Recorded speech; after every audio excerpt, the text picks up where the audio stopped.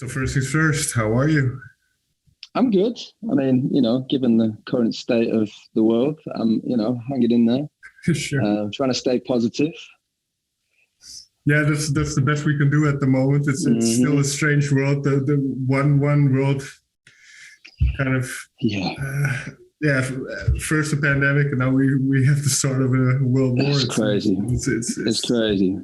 But yeah, I mean, it makes you kind of think, what am I doing sitting around writing songs? But I guess, art and music and these things, they appeal to the good side of the heart. And, in our own little way, whatever way possible, I guess we're going to keep trying to contribute to that positivity and to that, that good feeling. So we keep moving. Right. And that is an interesting point in a sense, because the lead up to your debut album, your first album, was entirely different than this one.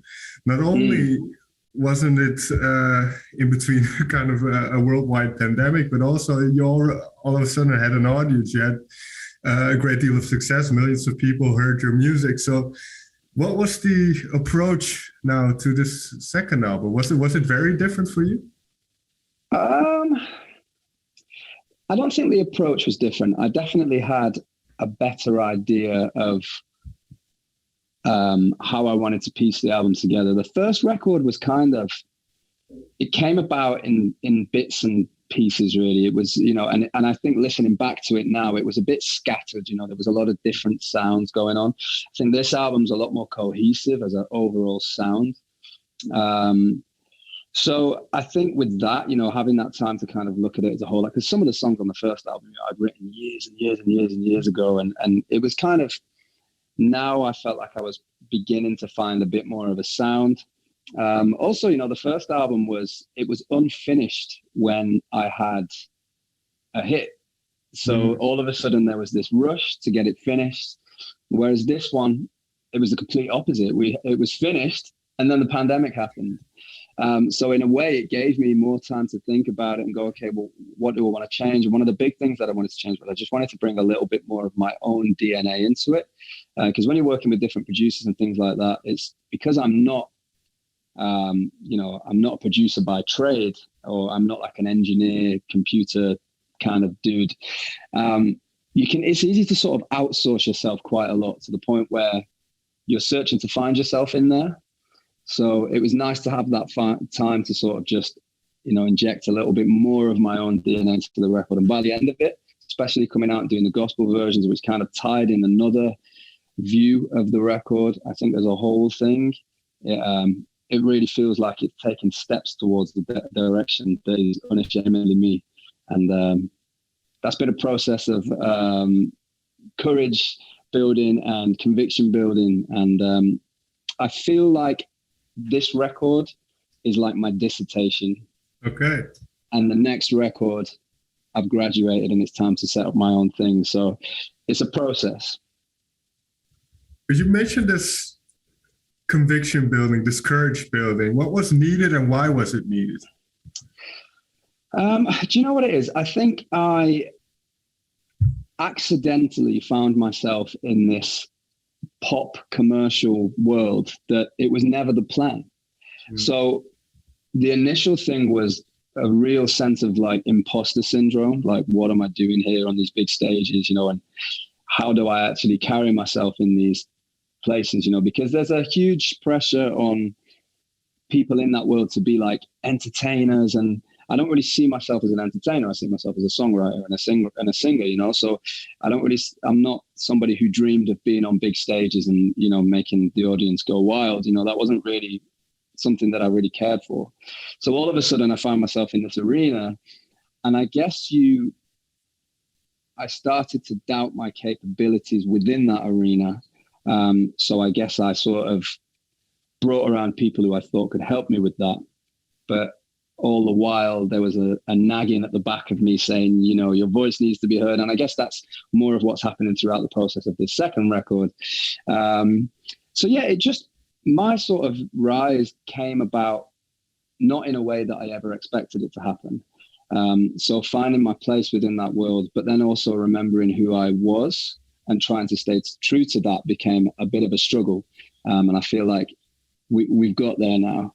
And, it was an interesting process, but necessary. And I'm grateful for it. I'm grateful for the learning curve.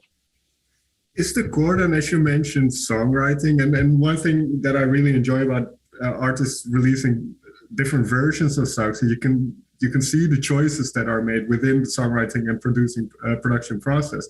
So, for instance, the acoustic versions, are those very close to kind of the initial ideas that you have for those songs? Are they just how they start with you on the guitar, for instance? Or?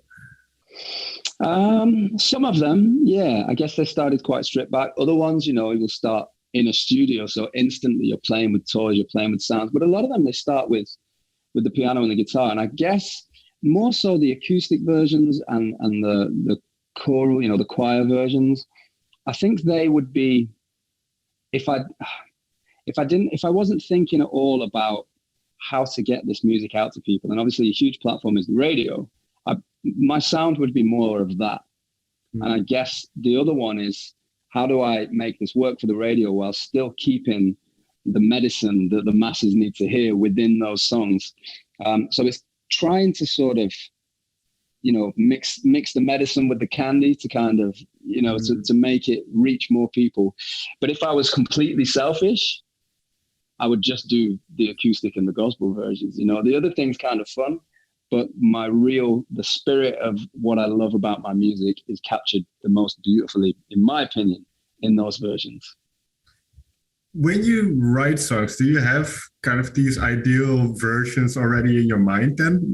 Do you kind of know, for instance, with those gospel versions, is that kind of what the initial thought is, the initial idea?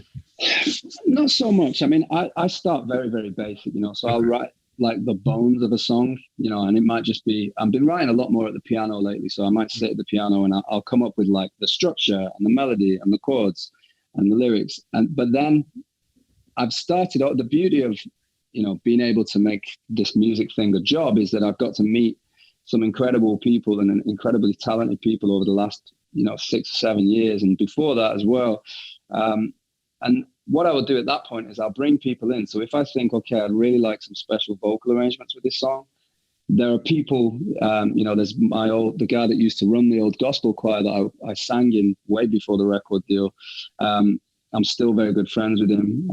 He's actually the godfather to my youngest son.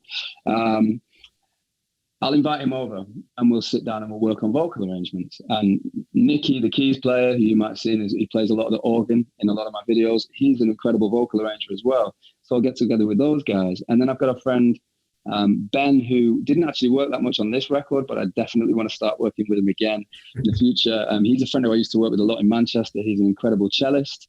And I just said, just come over and we'll lay up the cellos and we'll slowly start putting the meat and the bones on the songs. And then, I end up with all of this stuff that I've thrown at the wall. And then we start to edit and we figure it out. So I think it's a process, and that's the most fun part for me. I absolutely love that creative, like, let's just throw a load of stuff at the wall, see what sticks. And then we edit afterwards. And then you start seeing the magic, you carve away at the angel in the rock, so to speak. So that's my most enjoyable process of doing it. When do the lyrics or the themes come in for you within this process? Again, that's a big editing process, really. I'll begin at the start, and I might be sat at the piano or the guitar, and I will find words that come to me, and they will usually, it might just be a sound of a word. I kind of sing any old nonsense over it just to get a feel for the cadence and the pockets, and then I guess I will, little by little, I'll find there might be one word, so like bits and pieces or something like that. And then I'll be, okay, so what does that mean? And how does that relate to my life or people's lives that I know that I'm close to now? And how can I dig a little deeper with that? So then I start trying to piece it together, and then you edit and you edit and you edit until you get to a point which is as close to the most simple, straight to the point, with a touch of poetry. That's what I'm always going for. How do you get it to that? It speaks to every man. It's not too clever. There's enough poetry in there to make it beautiful. And it says exactly what you want in that short space of time. And that's what I'm always aiming for. You mentioned the song Bits and Pieces. So Yeah, you talk about somebody being able to pick you up in these moments of yeah, when you're broken and when you're down on your luck. So there's a lot of yourself, I suppose, in there as well. So how do you balance that, as you mentioned, to make it both poetic but also very real to yourself? I think naturally I overly romanticize things. So, like with anything, you're allowed to add a little more sugar whenever you feel like, that's the beauty of being the writer, So I try and lean towards that all the time, bits and pieces are very much a song about, when I met my wife, I was, although, music and things were going well, there was a lot of things in my personal life that I was really struggling with. And to be honest, when she met me, like, I was a bit of a wreck, really. And she kind of waited around and found me and sort of patched me up. And then now we build a home together, and we have a family and we have kids. And so it's really based on that, and a lot of people have taken, real spiritual links with that, between, faith or a relationship with God, but I think on a global level, no matter what your beliefs or your background is, you can relate to that. Everybody's been in a place where they've been down and someone's picked them up, and it's that simple. I guess it's just how you add the details. This connection with the audience or the listener, how much of that have you missed over the past couple of years? Because obviously your streams and everything have done really well, but at some point they're just numbers on the screen. So being able to now start touring again, yeah, what's that like? And have you missed kind of that connection with the people? Yeah, I didn't realize how much I missed it until, we've done a really small handful of shows over this last kind of 6 months. And it's funny, because especially since, the release of the first album felt very, very different to this album. We hadn't just come out of a pandemic. I was able to build like a really good head of steam, and then we dropped the record. Whereas this time it's been a real slower build, and I've not been able to get out and tour as much. And so although you see the comments and you see, the numbers and things, you do feel a slight disconnect with like your purpose and the reason why you're doing this. And again, when there's things like this happening in the world, or even when you get, messages of people saying, this really helped me, it's incredible. But when you actually meet somebody after a show and they come to you with tears in their eyes, or they come to you with their girlfriend and they're like, we're getting married and, your music's been the soundtrack to our relationship, it's like, wow, what a privilege, to have been able to do that. And it just really reminds you, like, the reason behind, like, what am I doing sitting around all day writing songs? And I guess, again, that's another thing that gives me that conviction and reminds me actually the honest, pure place where these sparks of these songs come from. It needs to be protected, and it needs to be delivered in such a way that is going to reach people in the most potent way. And that's what we're working towards. Right. And very quickly in between then, because it's been a couple of trying years for everyone. Who is an artist, or what was a song that you've kind of turned to in the last year, or a song that you found solace in? I don't know whether I would call it solace. There's one song that springs to. Hold on. Sorry, that was my wife trying to call me. So there's one song that has done nothing but put a smile on my face, and it's by an African artist called Teni, Teni, and it's a song called Case, and it just makes me smile. Like, no matter what, it makes me smile. But strangely enough, I've been listening to quite a lot of ambient music, so quite a lot of music without words and just tones and textures and things like that. I've always been into that. I mean, it's something that I would like to incorporate a little bit more into my sound in the future, and especially just with my, sound design exploration kind of, while still keeping the sensibility of songs. But I think there's a depth and a healing within that music, especially like when you play it loud, the tones and the way it shakes your body. that I'm a big fan of. There's an artist called Amulets who makes a lot of strange tape loops and things like that with like cassette tapes and amazing drones and things like that. It's absolutely nothing like my music, but I love that. So I listen to a lot of that when I'm driving, when I'm just walking around, or I love that. Okay, I'll have to go check it out then. Well, you mentioned your wife trying to call you, and then you mentioned earlier your wife picking you up when you needed it. And this is just one example of the women throughout your life who have played an important role for you. So when did this notion, these women in your life, when did this become kind of the central theme to the album? Was that kind of at the end, or? Yeah, to be honest, it was at the end. I mean, because after we finished touring the first record, it was just like, okay, let's just start writing, and we did a million writing sessions and many different versions of what the album might have been. And, and then when it finally came together and I was looking back at it, I was like, wow, a lot of these songs are about lessons that I've learned, the easy way or the hard way. And most of those lessons, not all of the songs on the record are about that, but a large percentage of these songs are about these moments and these relationships with these people where I've learned something about myself or I've been challenged. To be honest with you, I could say a lot of the first record was that as well. Okay. But I just felt like it needed its own moment. Right. And now I wrote down a couple of lyrics, and there's within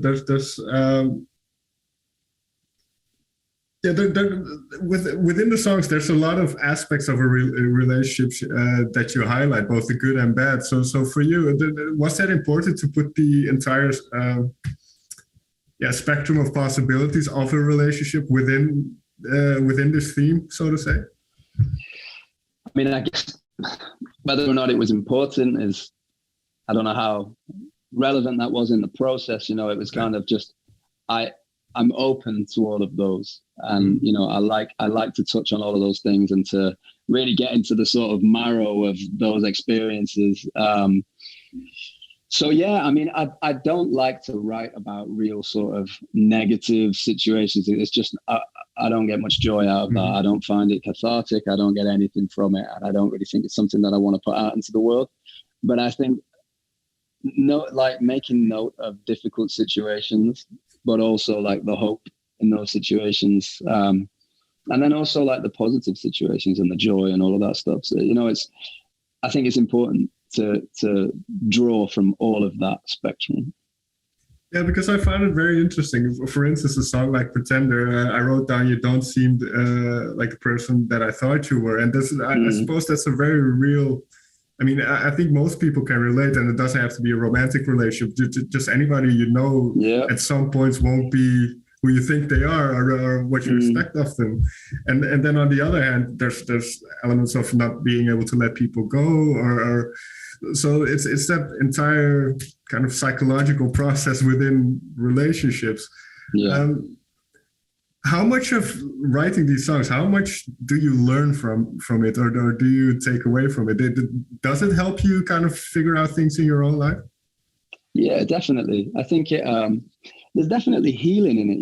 I mean, there's certain songs, particularly that once it's written and once it's done, it hurts again for a little while. And it reminds you that, like, actually, I've not fully dealt with that situation.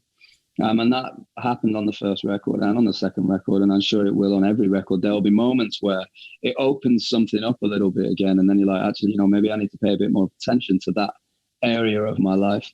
So, it definitely, it's a process that I get a lot of benefit from, and that's why I started doing it in the first place when I was young. Because it helped me. It made me feel much better. In a place where you don't always know how to best explain it, but you give it that time.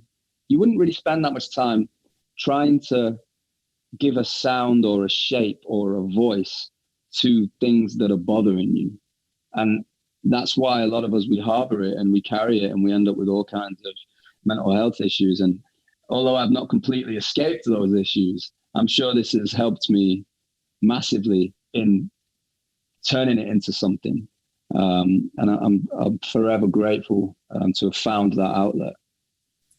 It's interesting that you mentioned it because earlier in the interview you mentioned kind of you were kind of catapulted into that commercial music world by accident almost, and then your heart lies with kind of the songwriting aspect of it, and kind of getting these emotions that you mentioned out as faithfully or as truthfully as you can. So how, with all that in mind, how do you kind of perceive success these days and look towards the future with everything kind of starting up again? That's a good question. Yeah, I guess success changes, you know. I mean, so now, you know, success for me is, I guess, finding more of my own voice within it all and growing with a team of people who believe in my initial vision, but are also a part of that vision.